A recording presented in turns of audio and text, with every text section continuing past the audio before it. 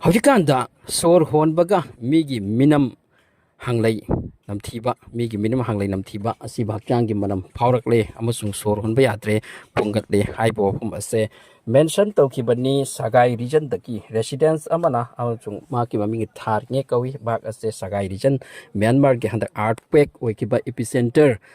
Mandalay kauba second largest Myanmar ke city asigi manakta laiba closest mapam di haidi masida laiba miyoi ni amasung numit aduge earthquake aduna kintarak tuna mauda paktam building kaya kintabato mauda hojik hingbadagi asibagi masing na no hingalakli amasung hojik pawgi report ki matung na 1800 pawba city siba ni amasung sidagi hen biyai sini hojik matang asibak jang jipokalakli jing Sagai region sida hojik Mandalay de kari waramani Mandalay dagi haurakba earthquake ni amasung Sagai region ase yam lapmadre sini masida pawda miram hanglang na laibang amdre yam awabani hairi hojik mafam sida duka makhoi ki mafam sida breeze ama river ama lai haibani river asida breeze ama kintakipsa breeze ani homni masigi breeze ase connecting road ni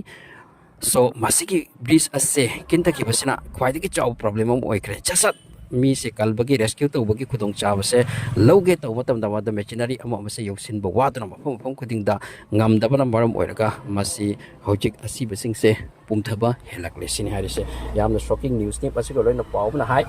ahingba haibadi ngasai gi kintakraba mafam singte lairamba mi sing asidagi ahingba mi gi masingdagi asiba mi gi masingna heli sini haise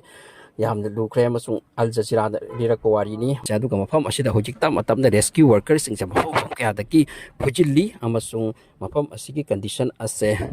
yamna yangna pahannaba hani am kada lakna hairi madugi manakta Sagai region asida aba bridge ko bom leisini mas 90 years suraba British ki matamda sarap khiba British colonial rule matam sarap kibani adubu handaki asida collapse oikre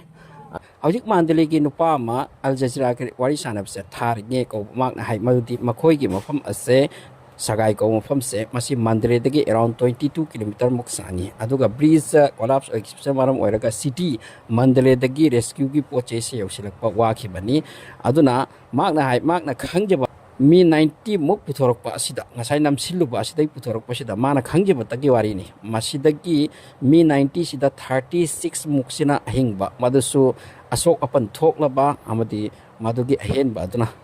maduna asibo hakchangoi pulisi ni hojik Sagai asida yamna wai amasung mafam asida asibagi minam hangam si yamna ware leibungamdre masagi pawni harise aduga masida monasteries Buddhist temples kaya laikri aduga monks kaya hojiki building marak sida trap oidan laikri nuns kaya trap oidan laikri amasung angang nupi kaya ma hojik thiu phangtan lairi majugi saktam ni harise Tasena maki handaki Myanmar earthquake ase sathina kiningai oiba amadi masi 100 years ki manungdo oikidriba adugumba yohara makhalamani se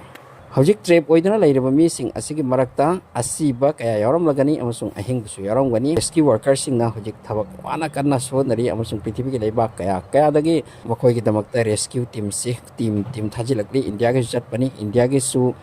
Operation Burma Hydra Mingthonduna Cheng Chak Amati Rescue ki poche pusinan changkre mataw asumna country kaya dagi hojik changsil laglaga airim pa chawraba prakriti ki sathiraba masig devastation asida mateng pangbagi dabak changsin na bagi pawne